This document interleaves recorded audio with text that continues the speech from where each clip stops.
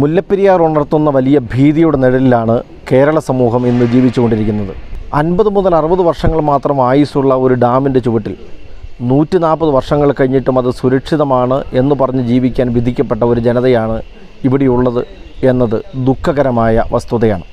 പശ്ചിമഘട്ട മലനിരകൾക്ക് മറുപുറമുള്ള തമിഴ്നാട് ഉൾപ്പെടെയുള്ള പ്രദേശം ജലലഭ്യത കുറഞ്ഞ സ്ഥലമാണ്. അതുകൊണ്ട് ആ പ്രദേശത്ത് ജലം ലഭ്യമാകേണ്ടത് അനിവാര്യമായിട്ടുള്ള ഘടകമാണ്. അതുകൊണ്ടാണ് ബ്രിട്ടീഷ് ഭരണത്തിന് കീഴിലായിരുന്ന തമിഴ്നാട് പ്രദേശത്ത് ജലം ലഭ്യമാക്കാൻ വേണ്ടി ആദ്യകാലം മുതലേ ശ്രമങ്ങൾ നടന്നത്. തിരുവിതാംകൂർ ഭരണകൂടത്തിന് കീഴിലായിരുന്ന കേരളത്തിൽ നിന്നും ജലം ലഭ്യമാക്കാനായിട്ട് ഒരു കരാർ ഉണ്ടാകേണ്ടത് അനിവാര്യമായിരുന്നു. 1876-78 കാലഘട്ടത്തിൽ മദ്രാസിൽ കൊടിയ ജലക്ഷാമം രൂപപ്പെട്ടു. ഈ ജലക്ഷാമത്തിൽ 50 ലക്ഷത്തോളം ആളുകൾ മരണപ്പെട്ടു എന്നുള്ളതാണ് കണക്ക്.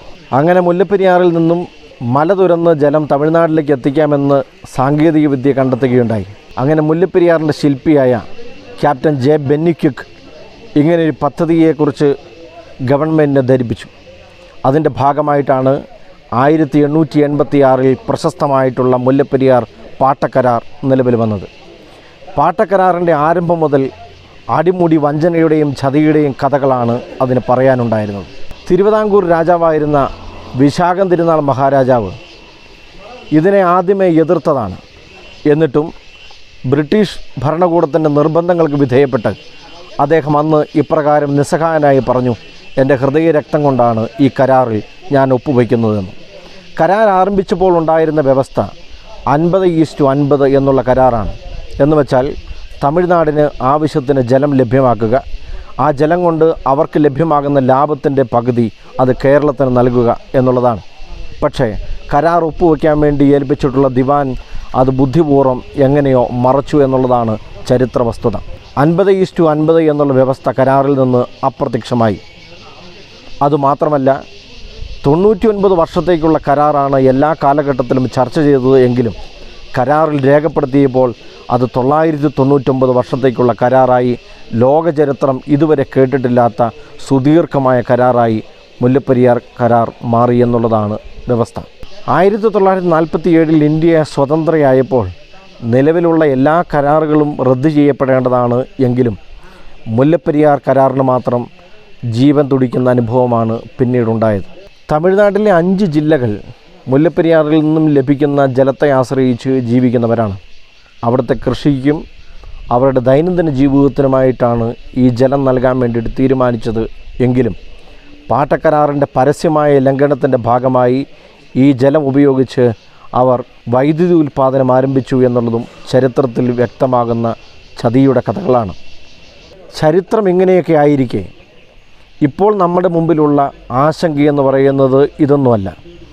130 വർഷങ്ങൾ പിന്നിട്ട ഒരു ഡാം അത് ഡീകമ്മീഷൻ ചെയ്യണം എന്നുള്ളതാണ് നമ്മളുടെ ആവശ്യം. കാരണം ഇതിൻ്റെ ചുവട്ടിൽ ഇന്ന് ജീവിക്കുന്നത് 35 ലക്ഷത്തോളം ആളുകൾ ഭയാശങ്കയോടെ കഴിയുന്നു എന്നുള്ളതാണ്.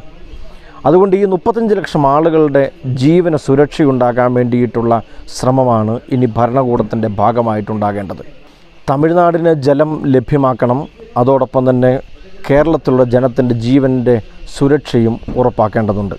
മുല്ലപ്പെരിയാർ ഡാം അപകടാവസ്ഥയിലാണ് എന്ന് വെളിപ്പെടുത്തുന്നത് ഉത്തരവാദിത്തപ്പെട്ട സമിതികളാണ്. 2011 UN റിപ്പോർട്ടിൻ്റെ അടിസ്ഥാനത്തിൽ ഈ ഡാം അപകടാവസ്ഥയിലാണ്, ഇത് ഡീകമ്മീഷൻ ചെയ്യപ്പെടേണ്ടതാണ്. സമീപകാലത്തെത്തിയ ന്യൂയോർക്ക് ടൈംസിൻ്റെ റിപ്പോർട്ടിൽ പ്രകാരം 35 ലക്ഷത്തോളം ആളുകളുടെ ജീവന് അപകടം സൃഷ്ടിക്കുന്ന ഈ ഡാം എത്രയും വേഗം പൊളിച്ചു പണിയേണ്ടതാണ് എന്നുള്ളതാണ്. ഇങ്ങനെയൊക്കെ ആയിരിക്കെ ഇപ്പോഴും ഭരണകൂടത്തിൻ്റെ ഭാഗത്തു നിന്ന് വലിയ നിസ്സംഗതയുണ്ടാകുന്നു എന്നുള്ളത് അത്യന്തം ദുഃഖകരമാണ്. കേരള ഭരണകൂടം ചരിത്രമെടുത്ത് പരിശോധിച്ചാൽ എല്ലാ കാലത്തും ദുർബല ശക്തിയായി ഈ വിഷയത്തിൽ നിലയുറപ്പിച്ചു എന്നുള്ളത് ഖേദകരമാണ്. 1970 സി അച്യുതമേനോൻ മുഖ്യമന്ത്രിയായിരിക്കെ ഈ പാട്ടക്കരാർ പുതുക്കുന്ന സാഹചര്യമുണ്ടായി. ഈ സാഹചര്യത്തിൽ നമുക്ക് പറ്റിയ വീഴ്ച, കരാർ പുതുക്കിയപ്പോൾ 999 വർഷം എന്നുള്ളത് തിരുത്താൻ നമുക്ക് സാധിച്ചില്ല എന്നുള്ളതാണ്. തുടർന്ന് മുന്നോട്ടുള്ള നാളുകളിലൊക്കെയും കോടതികളിലെല്ലാം ഈ വിഷയങ്ങൾ കേസുകളായി പരിണമിക്കുകയുണ്ടായി. തുടർന്നങ്ങോട്ട് സുപ്രീം കോടതികളിൽ പലതവണ മുല്ലപ്പെരിയാർ കേസ് ചർച്ചയിൽ വന്നതാണ്. അന്നൊന്നും വേണ്ട പ്രാധാന്യത്തോടുകൂടി ഈ വിഷയത്തിന് വേണ്ടി വാദിക്കുവാൻ കേരള ഭരണകൂടത്തിന് സാധിച്ചില്ല എന്നുള്ളതും കേരളത്തിൻ്റെ പരാജയം തന്നെയാണ്. എന്നിരുന്നാലും ഈ അപകടകരമായിട്ടുള്ള സാഹചര്യത്തിൽ ഉചിതമായ തീരുമാനങ്ങളെടുക്കാൻ ഗവൺമെൻറ്റിന് കഴിയണം. ഇത് രണ്ട് സംസ്ഥാനങ്ങൾ തമ്മിലുള്ള വിഷയമാണ്.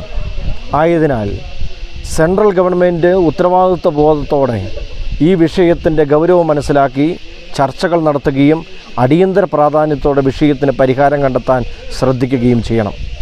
ഒരു കാലഘട്ടത്തിൽ ഈ ഡാം സുരക്ഷിതമല്ല എന്ന് പ്രഖ്യാപിച്ച് സമരം നടത്തിയവരൊക്കെ ഈ സമീപകാലത്ത് ഇത് സുരക്ഷിതമാണ് എന്ന് പ്രഖ്യാപിക്കാൻ വെമ്പൽ കൊള്ളുന്ന കാഴ്ചയാണ് നമ്മൾ കണ്ടുകൊണ്ടിരിക്കുന്നത്. എന്തടിസ്ഥാനത്തിലാണ് ഈ നാട്ടിലുള്ള രാഷ്ട്രീയക്കാരും ഭരണകൂടത്തിലിരിക്കുന്നവരും ഇത് സുരക്ഷിതമാണ് എന്ന് പ്രഖ്യാപിക്കുന്നത്? ഇത് ഡാമിൻ്റെ വിഷയമാണ്.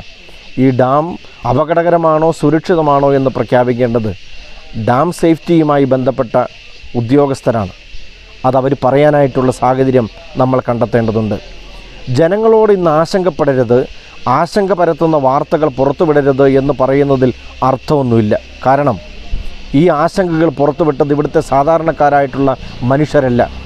UN പോലുള്ള ഉത്തരവാദിത്തപ്പെട്ട സംഘടനകളാണ് ഈ വാർത്തകൾ പുറത്തുവിട്ടത് ഇത് അപകടകരമാണ് എന്ന്. ഇന്ത്യയിലെ ഏറ്റവും അപകടകരമായ ഡാം ഏതാണ് എന്ന് ചോദിച്ചാൽ അതിന് ലഭ്യമാകുന്ന ഉത്തരവും മുല്ലപ്പെരിയാർ എന്ന് തന്നെയാണ്. അതുകൊണ്ട് ആളുകളുടെ മുമ്പിൽ ആശങ്കകൾ ഉണ്ടാക്കുന്നത് ഉത്തരവാദിത്തപ്പെട്ട സ്ഥലങ്ങളിൽ നിന്ന് തന്നെയാണ്.